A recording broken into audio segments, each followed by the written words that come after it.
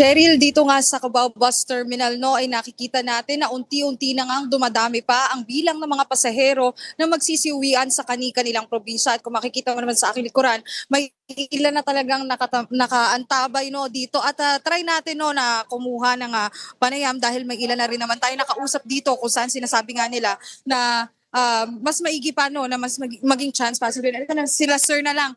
Sir, baka po pwedeng ma-interview lang po kayo saglit sa One Balita Pilipinas. Pasaan po kayo ngayon? Saan po kayo? Saan po kayo pupunta po ngayon? May nagatid lang. Nagatid lang. Sino po yung natid nyo? If okay lang po malaman. Mother and father namin. Papuntang Tarlac. Papunta pong Tarlac. Kayo po, hindi po kayo babiyahe po? No. Hindi naman po. Pero kanina pa po kayo nandito mismo sa terminal or kakahatid nyo lang? Nakatid lang. Okay. Sige po, salamat po. Okay, so yun, Cheryl, yung isa, syempre, naghatid daw sila ng kanilang kamag-anak dito. So, hanap pa tayo, baka merong mga pasahero na pwede nating ma-interview. Dito si Nanay. Nanay, baka po pwede po kayong ma-interview po saglit para po sa One Balita Pilipinas. Ano pong pangalan niyo po? Rida Tolete po. Nanay, pasaan po kayo ngayong araw? Dapat yan sa Rizal. Sa Rizal. Oh, may susundo sa amin dito, hinihintay lang namin Saan po kayo galing po? sa Pangasinan. Pangasinan po. Kamusta po yung biyahe niyo po? Oh, direksyon naman, walang traffic. Wala na pong traffic. Pero yung pa-uwi nyo po, yung pagbubuk nyo po ng ticket mula probinsya papunta po dito sa Manila, kamusta naman po? Hindi kami nag-book, basta sumakay lang kami doon sa kwan. Hindi naman po punuan kung sa probinsya. Hindi. Hindi, walang punuan. Salamat po na Okay. naiingat po kayo. Uwi lang.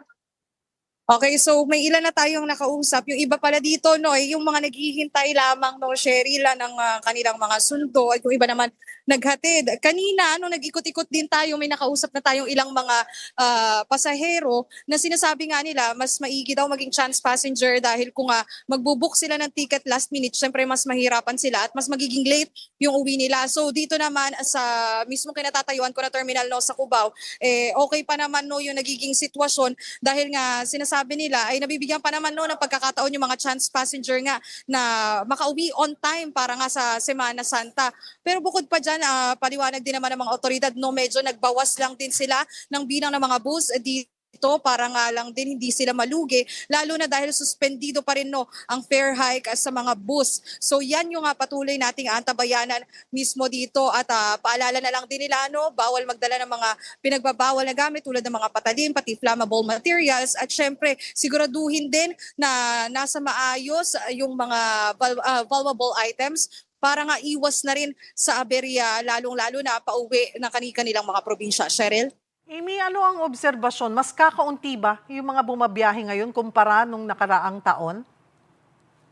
Yes, actually, mas kakaunti daw ngayon. Pero syempre, ine-expect pa rin nila dahil may pasok pa rin ngayon, ay baka magdagsaan daw yung bilang din ng mga pasahero nga dito sa Cubao mamayang hapon. So titingnan din natin kung ano pa nga ba yung magiging sitwasyon. Pero handa naman daw yung mga bus terminal in case nga may dagsa pa ng tao pagdating ng hapon dito mismo sa Cubao.